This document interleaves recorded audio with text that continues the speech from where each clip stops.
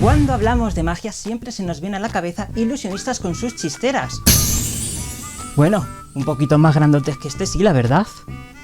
Bueno, pero no son los únicos que hacen magia, también los que trabajan en televisión. Son grandes ilusionistas, sobre todo cuando nos preguntamos ¿dónde se graban las series de televisión? Comenzamos por una de las series más longevas de nuestra televisión, Cuéntame cómo pasó, cuyo archiconocido barrio de San Genaro se situaría en la ficción en el norte de Madrid.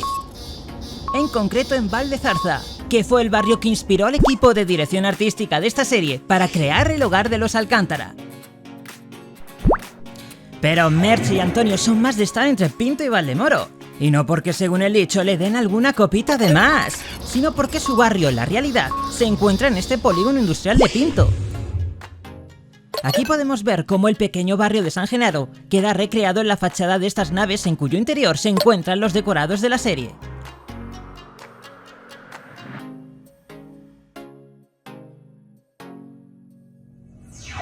El origen de los Alcántara se sitúa en la ficción en Albacete y en concreto cerca de Tobarra, donde se ubicaría Sagrillas.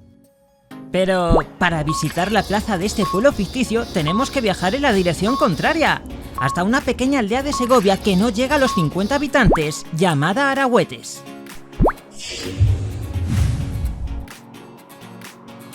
Pero Arahuetes no tiene río y Sagrillas sí, por lo que para grabar escenas en el río el equipo se tiene que desplazar hasta Alcalá de Henares o Aranjuez. Con tanto viaje de aquí para allá, uno ya empieza a sentirse un poquito mareado. Y eso, que todavía no hemos empezado con el vinito. Es curioso, los Alcántara aún no han llegado al Windows 3.1 y ya podemos comprar su vino por internet. ¿Cómo puede ser esto?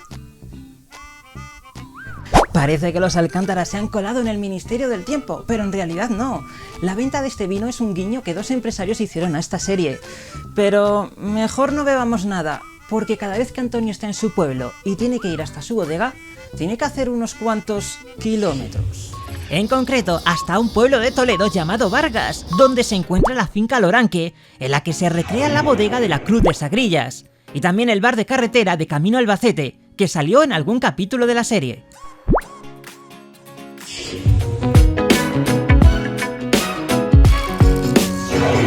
Y ahora dejamos de lado los 80 y nos vamos a la sede del Ministerio del Tiempo, con sus puertas que nos llevan a otras épocas. Bueno, en realidad si cruzáramos esa puerta no viajaríamos en el tiempo, sino más bien encontraríamos un palacio ruinoso lleno de mierda. Por lo que, si queremos empezar una misión en el tiempo, tenemos que coger el autobús como el resto de mortales, hasta este estudio de grabación de Boadilla del Monte, donde se encuentran los decorados de la sede del ministerio. También, en un pasado aquí, se construyeron los interiores de la serie Águila Roja.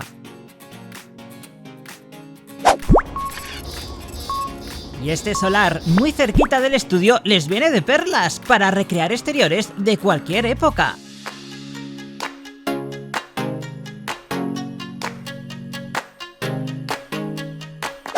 Para mostrar la larga lista de localizaciones de esta serie, para recrear tantos lugares y tantas épocas, harían falta hacer un montón de vídeos. Pero hay una en concreto que les pilla muy cerca y además les viene de perlas. Muy cerca del estudio donde se graba el Ministerio del Tiempo se encuentra el Palacio del Infante Don Luis. Un lugar muy socorrido para ambientar el antiguo Alcázar de Madrid, o darse un paseo por su jardín como si estuviésemos en la capital de Filipinas en 1898.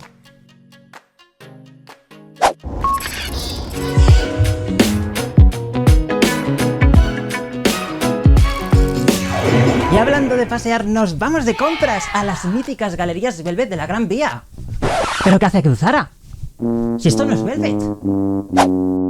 Sentimos romper la magia de la televisión, pero la entrada de las galerías Velvet fuera de la ficción poco tiene que ver con la glamurosa Gran Vía, porque en realidad se encuentra en un aparcamiento de los estudios de A3 Media. Con unos arreglillos, este decorado tan soso y solitario se convierte en la lujosa entrada de las míticas galerías de moda.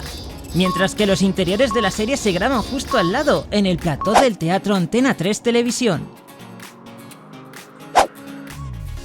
Bueno, al menos parece que la romántica azotea de las Galerías Velvet tiene buenas vistas. Pues va a ser que no.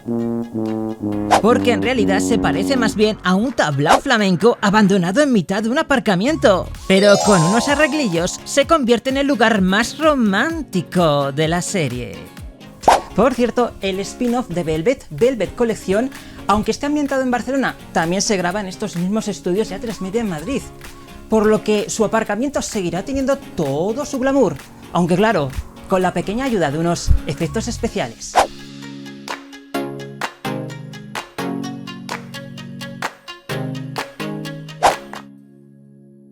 Vaya, con tanta puerta esto parece el Ministerio del Tiempo. Pero estas puertas no llevan a ninguna parte, son las de la antigua cárcel de Segovia, y el equipo de Cuéntame cómo pasó les vino de perlas cuando mandaron a Carlitos a prisión porque encajaba perfectamente con la decoración de la época. Pero el equipo de Vis a Vis no pudo aprovechar la ventaja de tener toda esta cárcel a su disposición, porque se buscaba un look más moderno. Claro, es que encontrar una prisión de estética moderna y lista para grabar no es como buscar piso. Para eso rentaría más ir a un Ikea y montarse la medida. Mientras que en 7 semanas los gemelos de la tele reforman tu casa, el equipo de Vis a Vis se construye su propia prisión en una vieja fábrica de cosméticos en un polígono industrial de Colmenar Viejo. Una reforma de casi 3.500 metros cuadrados y 25.000 kilos de hierro para crear la moderna cárcel de la Cruz del Sur. Sí, muy bonita la reforma, pero ¿qué hacía una torre de vigilancia en una fábrica de cremas?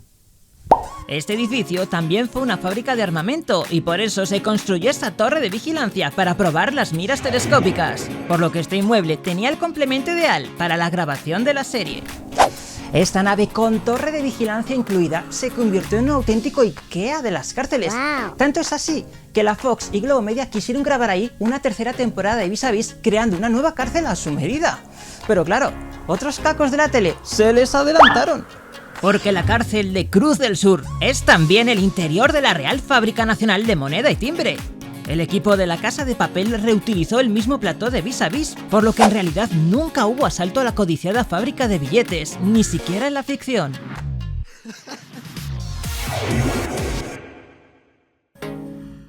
Debido a razones obvias de seguridad, era imposible grabar en los exteriores de la Real Fábrica de Moneda, por lo que los cacos realmente asaltaron el Consejo Superior de Investigaciones Científicas. Un edificio de arquitectura racionalista muy parecido al de la Casa de la Moneda y muy apañado para ser alquilado durante los fines de semana y grabar en su gran patio interior sin tener que cortar el tráfico.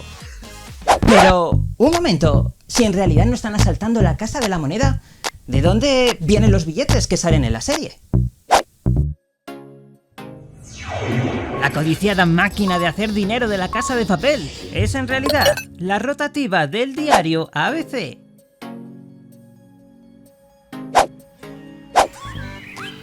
Hola, ¿me da el diario ABC? Pero oye, ¿qué haces? Que estamos en mitad de un vídeo. Calla, que igual se ha colado algún billete de los grandes en algún periódico. Bueno, mejor deme todos los que tenga. Sí, todo muy bonito. Pero ¿qué pasaría si algún personaje le da por viajar, por ejemplo, a New York? En series como Velvet o El Ministerio del Tiempo, algunos de sus personajes tuvieron que viajar a Nueva York, lo que viene siendo la excusa perfecta para pasar un día en el Parque Warner de Madrid, situado en San Martín de la Vega. En este parque temático encontramos la solución perfecta para viajar al otro lado del charco sin salir de Madrid.